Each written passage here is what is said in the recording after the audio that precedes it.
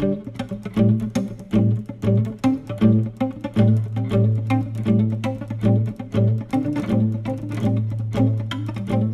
todos, com a paz do nosso Senhor e Salvador Jesus Cristo. Amém. Pedir que tomem os vossos assentos, por gentileza. Eu quero começar agradecendo a Deus pela oportunidade de estar aqui com os irmãos e nesta oportunidade rever os irmãos, aqueles que a gente já conhece, e também conhecer alguns irmãos novos aqui na Assembleia de Deus, Ministério do Belém, aqui em Leiria. Eu quero agradecer a Deus pela vida do pastor Tiago, da sua esposa, também todos os obreiros aqui dessa casa. Obrigado, viu, aos irmãos pela recepção. Quero também louvar a Deus pela vida dos irmãos aqui, parabenizá-los pela bonita igreja que os irmãos estão edificando nessa cidade. Que Deus os abençoe, que Deus os prospere, em nome de Jesus. Agradecer a Deus também pela vida do meu amigo, pastor André Valério, também o João. O André Valério era nosso lá, da Assembleia de Deus, Ministério do Belém, ali do setor 47, em Budas Artes, São Paulo, lá junto com o pastor Misael Dias. E aí Deus trouxe para cá, e aqui ele está congregando na Assembleia de Deus de Leiria, dirigindo um trabalho ali em Batalha. E hoje eu falei para ele, vamos comigo lá. Aí ele falou, vamos lá, voltar às suas raízes belemitas, rapaz. Aí ele falou, tá certo.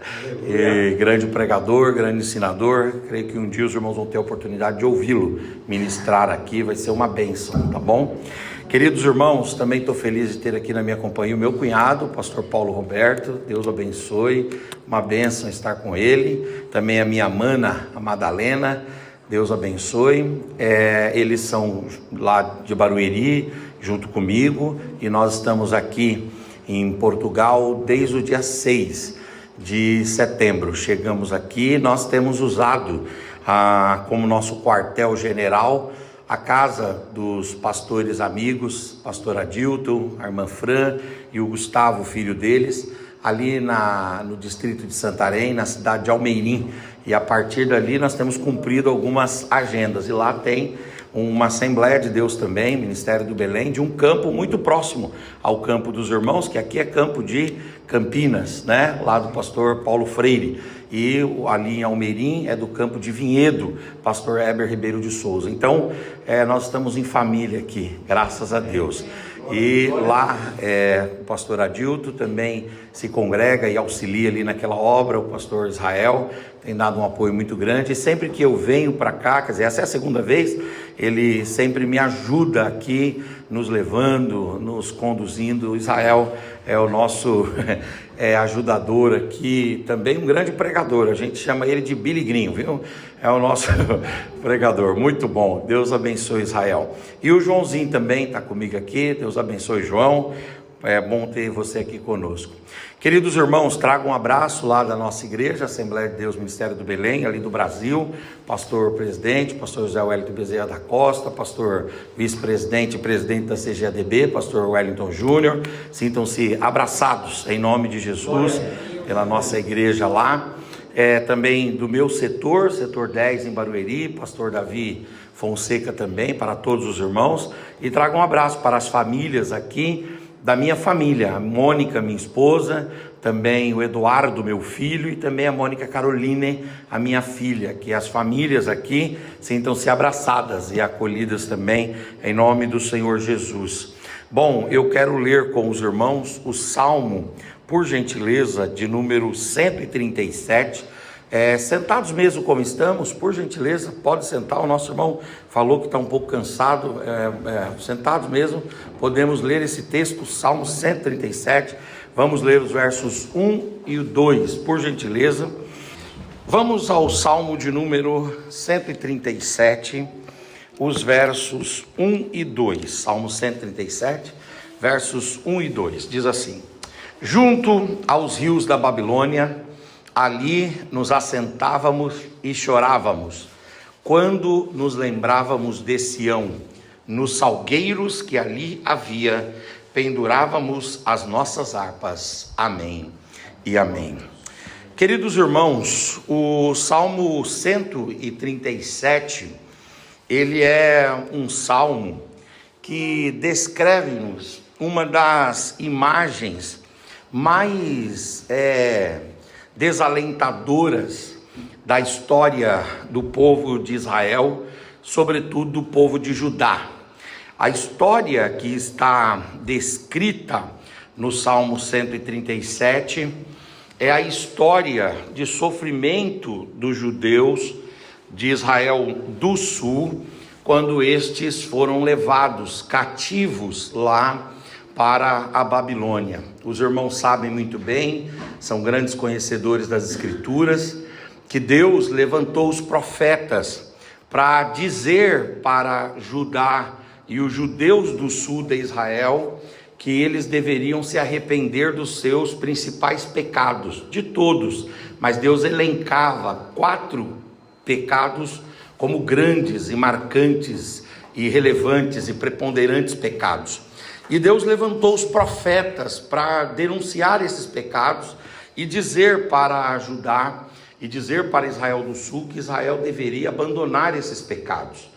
Senão, Deus iria levantar uma nação estrangeira, uma nação do norte, e essa nação estrangeira, essa nação do norte, iria invadir Judá e levar cativos os judeus, os israelitas, os israelenses, os hebreus, desde Judá até a Babilônia. Os irmãos sabem muito bem que Deus denunciou o pecado da idolatria, porque o povo de Judá praticava a idolatria na medida que eles cultuavam outros deuses. Então Deus começa a punir e a condenar e a censurar através dos profetas a idolatria. Mas esse povo não peca só na idolatria, esse povo peca também quando esse povo pratica a prostituição. Essa é uma temática que os profetas sempre vão ter em seus lábios quando eles vão denunciar em Judá a prática de uma vida imoral no aspecto da sexualidade ou do mau uso da sexualidade, da prostituição. Tem a ver sim com a prostituição espiritual, mas esta já estava denunciada quando Deus denunciava a idolatria, e aí Deus denuncia além da idolatria, que é a prostituição espiritual, a prostituição mesmo no meio do povo. Em terceiro lugar, Deus vai levantar os profetas para denunciar um outro tipo de pecado, que é o pecado relacionado às alianças com os povos pagãos. Deus vai dizer: olha, vocês fazem alianças com os ímpios, com os povos pagãos, e vocês colocam nesses povos pagãos, nos exércitos desses povos pagãos, nos reis desses povos pagãos, vocês colocam o coração de vocês, e estes povos não podem dar livramentos para vocês. Não é que Deus não queria que Israel não interagisse com as demais nações. Deus não queria que o seu povo emprestasse destas nações práticas que iam contra as escrituras sagradas e a lei de Deus. Então Deus começa a dizer: olha, vocês estão fazendo pactos com as nações e eu vou vingar isso e vou levantar uma nação para punir vocês.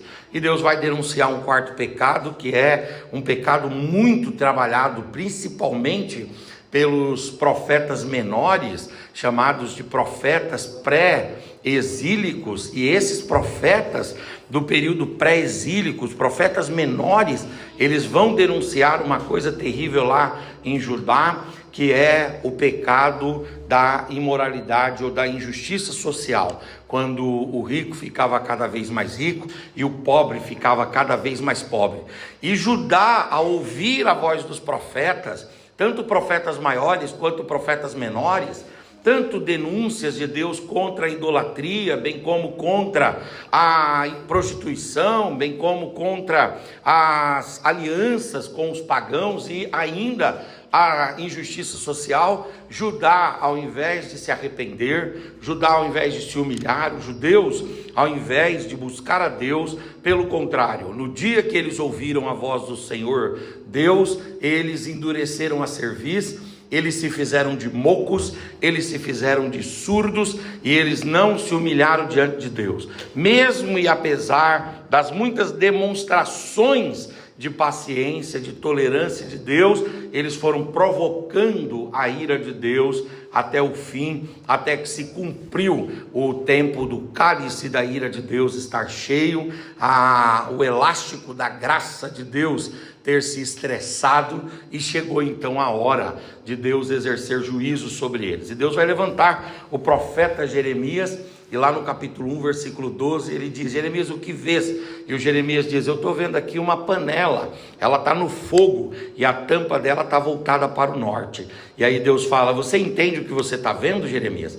E o Jeremias diz: não, eu não entendo, me diz. Aí Deus falou: eu velo sobre a minha palavra para cumprir. Essa tampa voltada para o norte quer dizer que virá fogo, virá destruição do norte, ou seja, eu vou levantar os babilônios contra Judá. E Deus então levanta de fato os babilônios, e os babilônios fazem 3 investidas contra Judá. A primeira investida em mais ou menos em 609, onde eles levam alguns príncipes cativos e Daniel vai no meio deles. A segunda investida, que foi uma investida terrível, mais ou menos em 597 a.C., que aí o Ezequiel é levado. E a terceira e última investida em 586, e em 586 o general de Nabucodonosor, chamado Nabopolassar, que tinha um homem lá que ele colocava à frente do exército, chamado Nabuzaradã. Indivíduos perversos e malignos invadiram Judá, queimaram as casas, incendiaram o templo e levaram os judeus cativos. E agora os judeus são transportados de Israel para a Babilônia. Quantos quilômetros mais ou menos? 1000 quilômetros mais ou menos. Eles são transportados para a região da Mesopotâmia, lá na região persa. E eles chegam ali na Babilônia como escravos, eles chegam ali como prisioneiros, eles chegam ali como exilados, eles estão debaixo de uma palavra dura de Deus.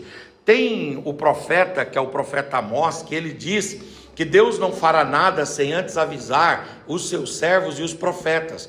E Deus, lá no livro de Deuteronômio, no capítulo 28, ele arrola uma série de juízos que ele derramaria sobre o povo, se o povo não lhe obedecesse.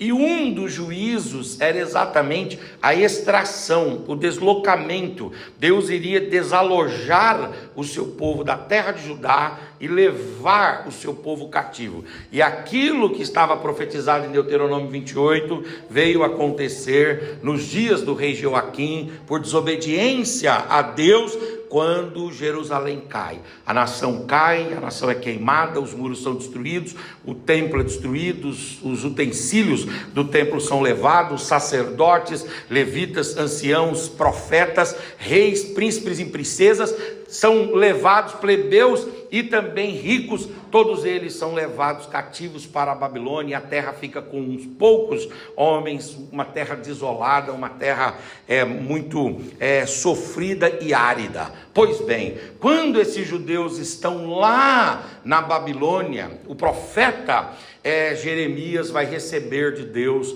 uma iluminação para escrever uma carta aos cativos. Essa carta aos cativos é uma carta ignorada nas escrituras, mas é de uma beleza literária assim extraordinária. Uma hora, se você tiver tempo de ler, pare para ler Jeremias 25, que é uma carta do profeta Jeremias para os cativos. E lá nessa carta o Jeremias fala: olha, vocês estão pensando que vocês vão sair daí 2 anos? Não, senhores, vocês vão ficar aí 70 anos. Deus vai destruir uma geração inteira aí nesse cativeiro, até que Deus arranque de vocês a idolatria, a prostituição, essa vontade, essa sanha que vocês têm por fazer amizades com outras nações e emprestar de forma sincrética dessas nações costumes que ofendem as escrituras, e por fim, até que vocês se tornem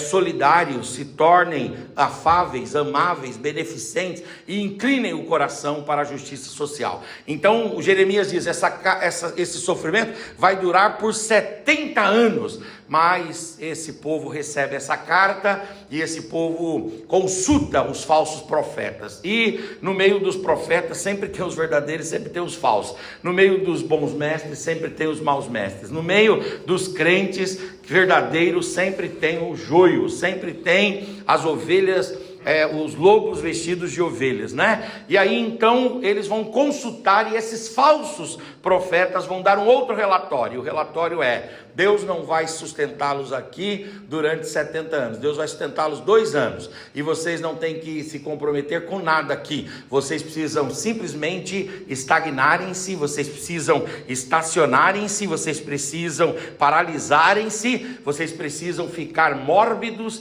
vocês precisam ficar estáticos, porque depois de 2 anos Deus vai mandar um livramento. E o profeta Jeremias diz na carta aos cativos: não, vocês aí vão passar muito tempo, então vocês devem trabalhar, vocês devem estudar, vocês devem construir sinagogas, vocês devem casar, darem-se em casamento, criarem os vossos filhos, comprarem terrenos, plantarem vinhas, vocês devem se imergir aí nesta nação, vocês devem se envolver, porque vocês vão passar um certo tempo aí. E aí então os judeus têm as duas palavras, a palavra do falso profeta e a palavra do profeta verdadeiro. E esta palavra foi corroborada por muitos outros profetas verdadeiros de Deus, mas o povo escolheu, uma parte do povo escolheu o falso profeta. E aí interessante que eles ouviram o falso profeta e eles começaram a se estagnar, começaram a se paralisar. Mas aí passou o 1º ano, passou o 2º ano, o 3º ano, o 4º ano,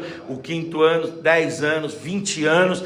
Depois, quando já tinha mais da metade do tempo que eles estavam ali, eles começaram a desestimularem-se, começaram a ficar desiludidos, começaram a ficar decepcionados, frustrados, amargurados. E lá no cativeiro deles, eles resolveram então parar de cantar e de louvar a Deus. Eles resolveram abandonar o culto, resolveram abandonar a celebração. Por quê? Porque estavam vivendo em terra estranha, estavam vivendo debaixo de um exílio, numa situação que lhes prendia e lhes enclausurava, de modo que eles pegaram as suas harpas e eles foram para junto do rio, e lá no rio, junto ao rio, quer dizer, na margem do rio, como se fossem a margem do rio Tejo. Obrigado, querido, Deus abençoe. Eles foram ali como se fosse a margem do rio Tejo, e lá tinham os salgueiros, que eram árvores, e eles então penduravam as suas harpas, os seus instrumentos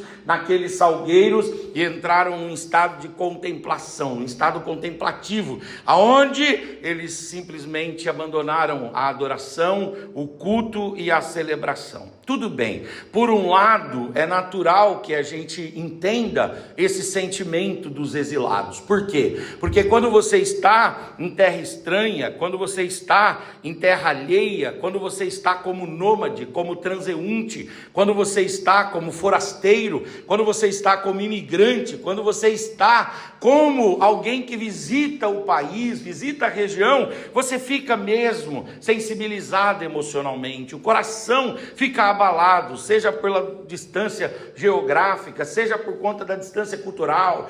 A família tem um peso muito grande, a sensação e o sentimento de pertencimento às vezes falta, de modo que é natural que os cativos fizessem e tivessem essa liberdade de pegar suas harpas e pendurar lá. E aí então esse é o estado descrito pelo Salmo 137. Quando nós estávamos cativos na Babilônia, junto aos rios da Babilônia, nós nos assentávamos e nós chorávamos e nós pendurávamos as nossas harpas e nós não cantávamos, nós não trabalhávamos, não fazíamos o que tínhamos que fazer. E aí o Salmo 137 está descrevendo o sentimento de alguns que no exílio preferem pendurar as harpas, alguns que no exílio preferem se assentar, alguns que no exílio preferem chorar, alguns que no exílio preferem se lembrar do que foram, do que tiveram e de onde saíram, ao invés de entender o que Deus está fazendo aqui e agora. Tem gente que fica preso lá, mas Deus tem outra coisa, Deus tem coisa aqui e agora. E aí você olha e diz assim: bom pastor, mas será que esse sentimento é o sentimento de todos os judeus?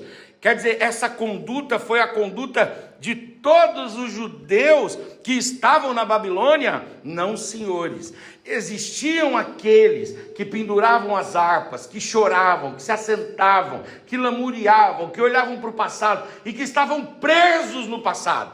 Mas existiam aqueles que no cativeiro, que no exílio, resolveram arregaçar as mangas, estufar o peito, levantar a cabeça e dizer: Deus me colocou aqui para fazer algo diferente. Deus me colocou aqui para, através de mim, fazer uma coisa diferente. Eu separei, irmãos, aqui algumas pessoas que não se tornaram autocomiseradas, que não se tornaram autoflageladas, indivíduos que não ficaram agoniados e angustiados com suas limitações do cativeiro, mas que levantaram a cabeça e que creram no poder da palavra de Deus, e que Deus nos abençoa aonde nós estivermos. É interessante que quando a gente lê o Salmo 137, dá a impressão de que este é um sentimento global, esse é um sentimento geral. Não, senhores, o Salmo 137, ele não retrata o sentimento de todos os hebreus, porque nem todos sentaram-se para chorar, nem todos ficaram se lamuriando, nem todos penduraram suas harpas, nem todos abandonaram o culto. Existiram alguns que se destacaram e que foram diferentes, mesmo na terra do exílio, produziram, foram influentes e foram usados poderosamente na mão do Senhor. Eu venho falar aqui a uma igreja, eu tenho visto isso aqui em Portugal, estive pregando em Madrid semana passada, e vi isso em Madrid também, aqui na Espanha, uma igreja miscigenada, multiétnica. Dificilmente lá no Brasil a gente lida mais com uma igreja feita para brasileiros e por brasileiros, mas aqui não, aqui a gente tem o português, tem o brasileiro, tem o africano, tem o asiático. É uma igreja miscigenada, um corpo heterogêneo. E aí você diz assim: meu Deus, então nós estamos falando a uma igreja de pessoas que em certo aspecto também estão num tipo, na licença poética, de exílio. E você pode, se você quiser, encostar-se no chão, chorar, pendurar sua harpa, abandonar sua fé e dizer assim: Deus não tem nada para mim, eu estou vivendo um momento ruim da minha vida. Mas se você quiser também, você pode levantar os seus olhos, você pode encher o seu peito, aleluia, e você pode com autoridade dizer: Deus me trouxe aqui, Deus foi quem me conduziu até aqui, e nesse lugar a mão de Deus vai me abençoar, nesse lugar Deus vai me usar poderosa, gloriosa e extraordinariamente.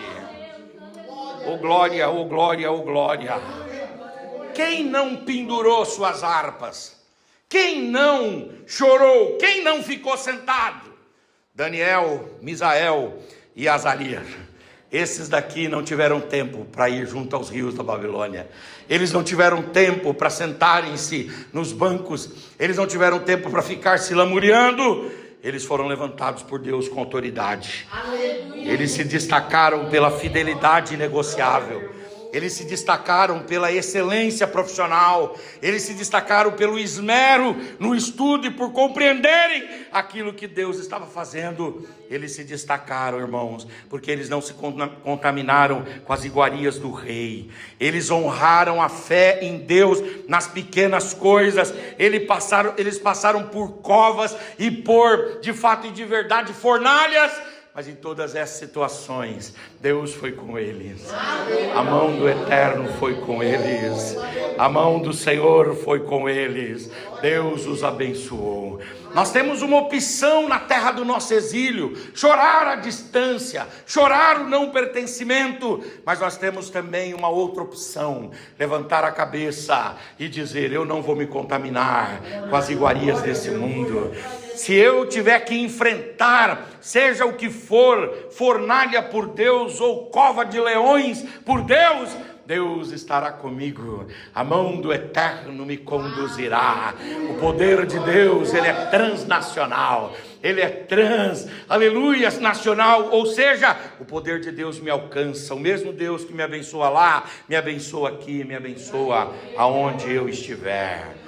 Eu estou falando a uma comunidade que não quer pendurar suas harpas, uma comunidade que não quer sentar e chorar, uma comunidade que quer, como Daniel, Misael e Azarias, na terra do cativeiro e na terra do exílio, fazer a diferença. Se isso é verdade, levante a tua mão, por gentileza, levante a tua face, levante a tua voz, abra sua boca e dê uma palavra de adoração e de louvor ao Senhor.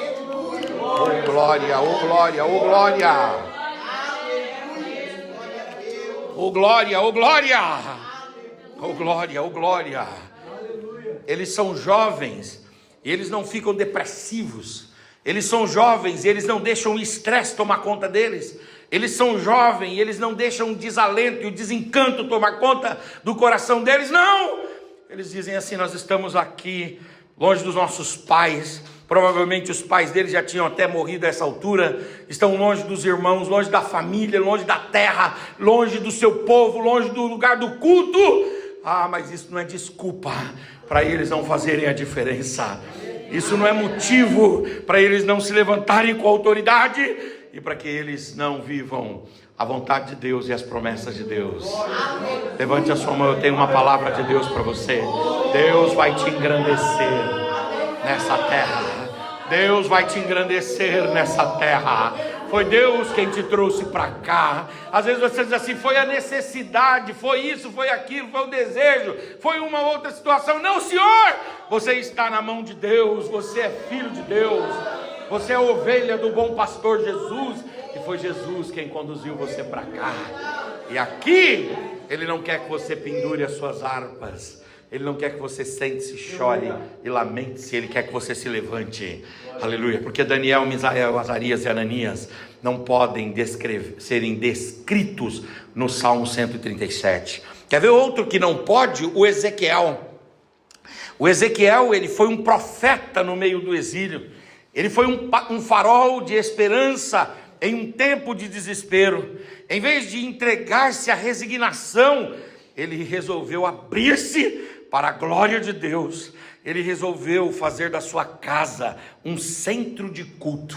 Não dá tempo de eu ler aqui por conta da exiguidade da hora, mas se você for procurar a casa de Ezequiel, faz um estudo, a casa de Ezequiel na Babilônia, você vai ver que por algumas vezes a casa de Ezequiel na Babilônia ela aparece. E a casa de Ezequiel era o lugar aonde os profetas se reuniam, aonde os sacerdotes se reuniam e aonde os anciãos se reuniam.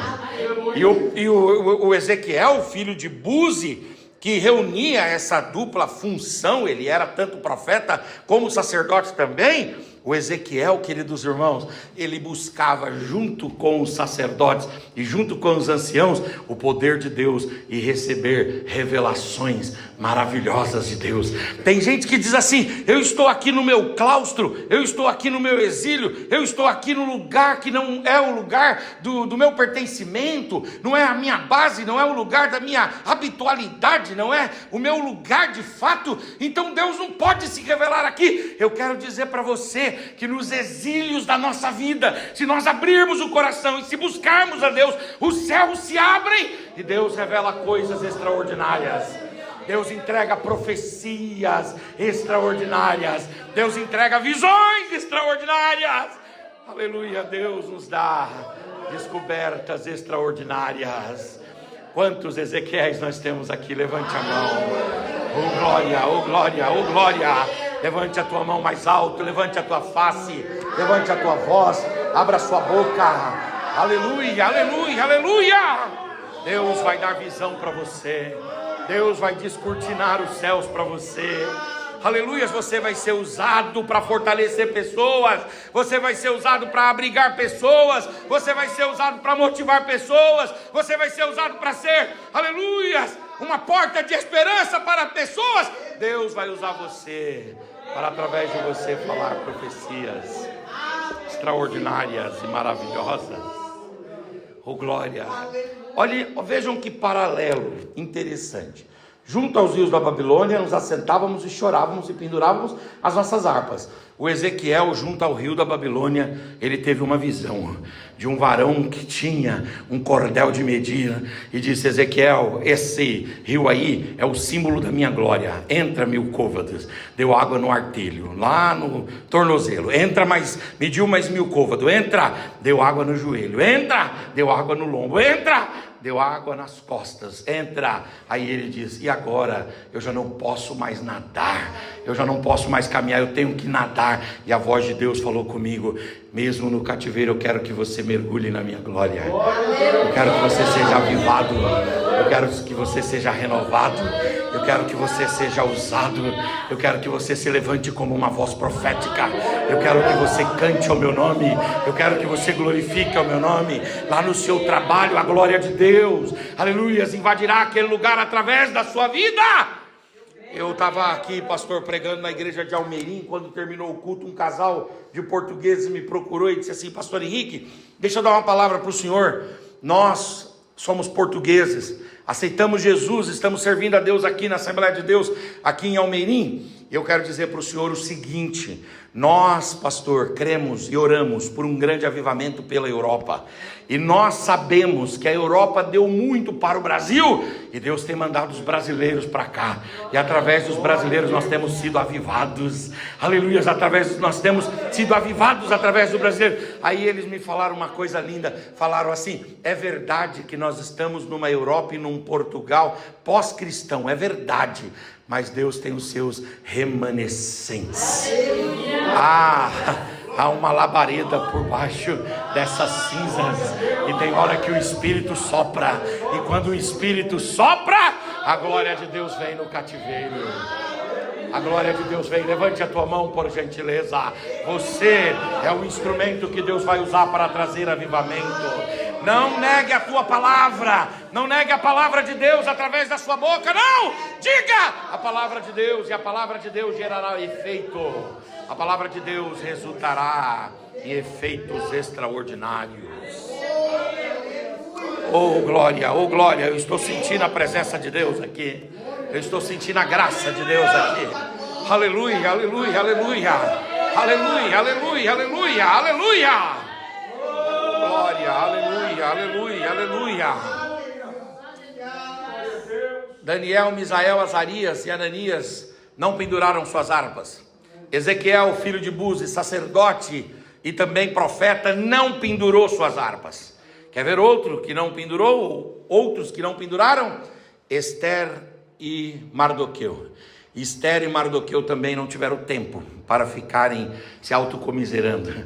Esther, quando foi feita a proposta de que o rei escolheria uma esposa, ela não se apequenou, ela não duvidou da sua própria capacidade, nem de Deus agindo na sua vida.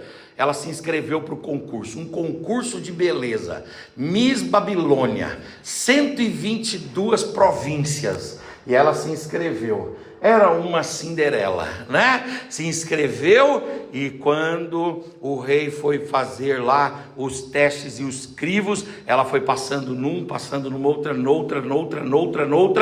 outra seleção. Daqui a pouco ela foi escolhida.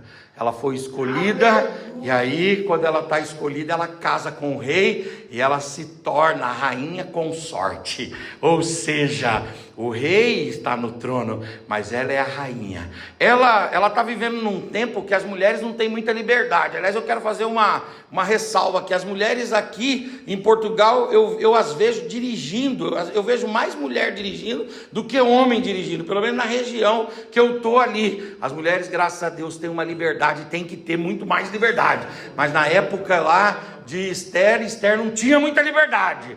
Mas diga comigo assim: quando falta liberdade, deve sobrar maior sabedoria. A Esther era sábia, ela disse: fica tranquilo, reizão, fica tranquilo que daqui a pouco você vai estar fazendo aquilo que eu quiser que você faça. Como? Deus vai me dar sabedoria, Deus vai me dar destreza, Deus vai me dar habilidade. E aí ela marca lá, quando ela fica sabendo que que o povo dela vai ser destruído, ela marca o jantar com o rei, e depois de marcar o jantar com o rei, ela marca um segundo jantar, e depois daquilo ela livra o seu povo. O povo dela é salvo por um edito do rei, ela nunca volta do exílio, mas através dela surge uma festa em Israel que se comemora até hoje, a festa do Purim. Eu pergunto a você, você quer marcar o seu tempo ou você quer ficar sentado chorando? Você quer marcar o seu tempo ou você quer pendurar sua harpa? Você quer marcar seu tempo ou você quer ficar se lamentando, se preocupando com o passado? Deus tem coisa grande para você, Deus tem coisa extraordinária. Desbrava essa terra, aleluias, vá, avante. Ah, pastor, mas eu já bati várias vezes naquela porta. Bate de novo, pede de novo, insiste de novo, porque quem tem a chave é Deus. E a hora que Ele quiser, Ele abre aquela porta, Ele muda, Ele transforma. A hora que Ele quiser, aleluia, Ele faz surgir um culto de ação de graças, uma festa, a festa do Purim. A festa do Purim é a festa que é comemorada até hoje. No calendário anual judaico tem a festa do Purim. E aí alguém chega e pergunta: que festa é esta? Essa festa é a festa que uma menina que estava cativa levantou a sua voz no meio de um monte de homens, e ela disse: eu preciso salvar o meu povo, eu preciso salvar o meu povo. E Deus então a levou a convencer o rei a assinar um édito, carimbar o édito com o seu anel, e ela mudou a lei, e aí então o povo foi salvo, e até hoje os judeus são gratos. A menina Esther, a exilada que não ficou sentada chorando, a exilada que não ficou se lamentando, mas levantou com autoridade, aleluias, para fazer a diferença. Levante a sua mão, eu tenho uma palavra de Deus para você. Talvez você esteja vivendo longe do seu pai, da sua mãe, dos seus irmãos, a sua família não está toda aqui. O sentimento que vem em você é abandonar a igreja, abandonar a fé, abandonar seu ministério, abandonar sua chamada, mas assim diz o Senhor para você: não! Você não é daqueles que pendura as harpas e abandona, você é daqueles que fazem a diferença. Fazem a diferença. Quantos fazem a diferença? Levante a mão em nome de Jesus, aleluia! E o Mardoqueu é um exemplo também de alguém que serve na porta do rei. E aí ele vai ser usado para proteger o rei, porque uma trama de morte do rei é exposta lá na porta, e ele ouve. E ele denuncia aquilo anotado no livro do rei. Um dia o rei perde o sono, o rei acorda, quando o rei olha, o rei diz assim: eu quero ler os livros das crônicas. E ele vê: olha, rei, tal dia um rapaz chamado Mordecai estava na porta do palácio. Ele não sai da porta do palácio, ele é judeu, ele é do cativeiro, mas ele não está lá junto ao rio da Babilônia, não. Ele está na porta do palácio. Ele está no lugar do ofício, ele está no lugar do trabalho, ele está no lugar da dedicação, ele está no lugar da consagração, ele está no lugar do exercício vocacional e ministerial. Ele está fazendo o que tem que ser feito. E aí então o rei disse: bom, o que esse rapaz fez? Ele denunciou aqui, que estava um projeto para matar o senhor. Nós, da segurança da guarda aqui do rei, nós fomos lá e desbaratamos esse plano, matamos o pessoal e livramos o rei. Aí ele diz: mas espera aí, ninguém nunca condecorou esse sujeito?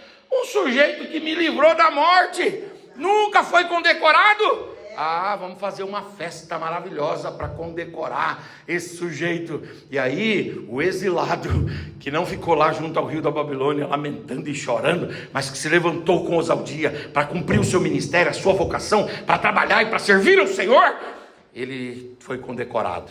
E ele andou por toda a Babilônia, sendo levado e carregado pelo melhor animal que tinha no reino. E o Ramã, que era inimigo do povo de Israel, saiu puxando. Deus virou o cativeiro, porque alguém se levantou. Levanta, eu tenho uma palavra para você. Levante a sua mão, por gentileza, eu tenho uma palavra para você. Deus vai virar o cativeiro através da sua vida. Deus está começando uma obra nova na sua família, na sua casa, na sua descendência, através de você. Eu não sei como é que as coisas foram até agora, mas eu sei que o Senhor tem uma nova história para você. Você pode, se você tem essa liberdade, nós somos brasileiros, eu estou vendo outros irmãos aqui de outras nações, mas se você tem essa liberdade, pegar na mão dessa figura bonita que está aí do seu lado. O brasileiro gosta de tocar, viu? O brasileiro é meio, né? O brasileiro toca. Se você puder olhar no olho dele ou dela, dizem que tem 3 classes de pessoas que não olham uma no olho da outra, né? Os falsos que devem e os que vão pedir dinheiro emprestado. Você não é falso, você não deve. Você não vai pedir dinheiro emprestado. Dá uma olhada para essa pessoa aí. Diga para ela, em nome de Jesus. Diga em nome de Jesus. Deus vai te exaltar nessa terra. Diga, de alguma forma, Deus vai te exaltar nessa terra. Eu acredito.